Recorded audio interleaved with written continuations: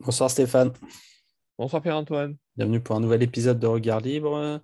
Ce soir, on va parler des maires résistants, entre guillemets. Donc, un appel lancé par plusieurs maires qui est relayé dans François.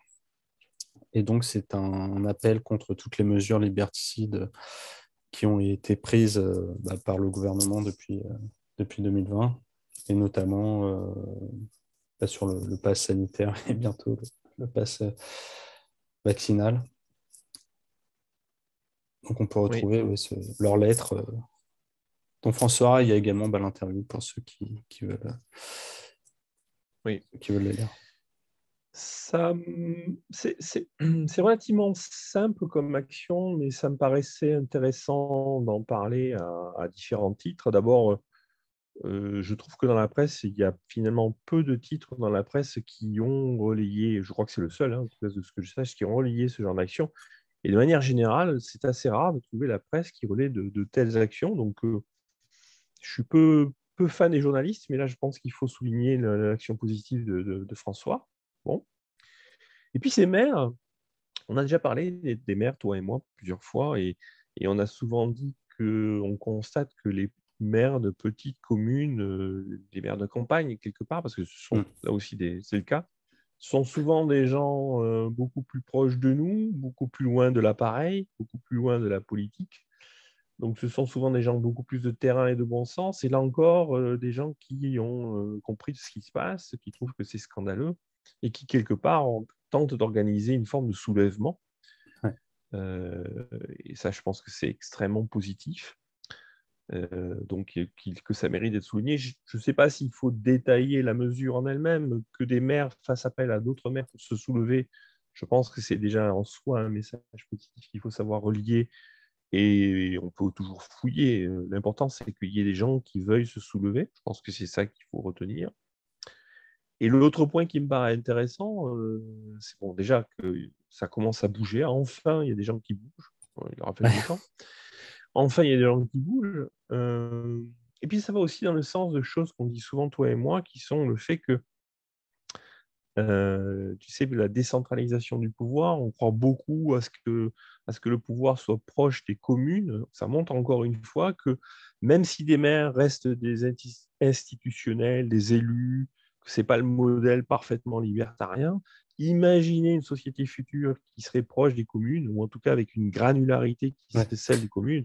Et de toute façon, ça montre bien que c'est de toute façon bien meilleur en termes d'équilibre des pouvoirs et comment dirait, de l'équipe, de capacité à maintenir la liberté et à surveiller quelque part le pouvoir. Voilà. Ouais, Donc et c'est aussi à négocier, entre guillemets, avec à le négocier, pouvoir local. Ça veut absolument. dire qu'un maire d'une commune, quand on parle de commune, je sais pas, de petite commune, voilà, on le voit, on sait où il habite.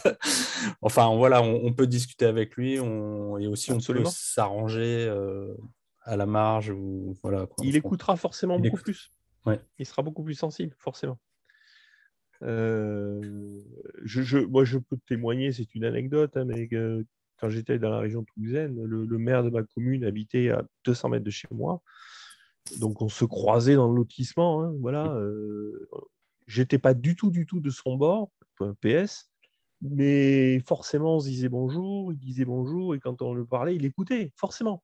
Alors que s'il avait été, je sais pas, tu Oui, vois, député ou fonctionnaire de l'État, enfin, voilà, niveau étatique. il aurait tout simplement pas écouté, ne serait-ce Il que t'aurait ça. même pas pu, en fait, lui-même lui adresser la parole, quoi. Tout à fait. Tout à fait. Donc, c'est anecdotique, mais je pense que ces différents facteurs me paraissent intéressants. Ça bouge, ça commence à râler, ça s'organise. Les maires s'y mettent et osent s'opposer, encore une fois, on l'a dit. François Relais, c'est bien. Le message est un message, parce que j'ai pu le voir, relativement simple. C'est pratiquement peu politique, c'est simplement Ouais. dire il y en a marre, protégeons notre liberté et osons nous organiser pour dire non. Et ça vient du terrain. Je pense que ces différents points sont suffisamment positifs, à mon sens, pour mériter qu'on en parle. Voilà. Ouais. Après, ouais, je sais pas sur quoi ça va déboucher. Oh, ça va sûrement Euh, être enterré, ouais, je je le pense, crains fort, mais mais je pense qu'il faut qu'on le suive. Si d'ici quelques semaines, un mois, ça pouvait être rebondir, ça serait pas mal. J'appelle nos auditeurs, ceux qui nous écoutent, hein, s'il y en a qui suivent ça et qui peuvent voir que ça a bougé, ça serait bien. Si c'est enterré, Ouais, parce que c'est là, pas. j'essaie de voir si je trouve. Mais j'ai pas l'impression que ça soit beaucoup relayé, quoi, l'article. Bon, Non, je c'était la pense pas. semaine dernière. Je pense pas, Mais bon, mais soyons optimistes. Si ça bouge une fois, ça bougera peut-être ouais, encore. espérons.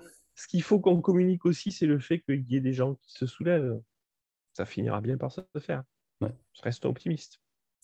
Ok, très bien. Bon. Merci Stéphane. Je t'en prie.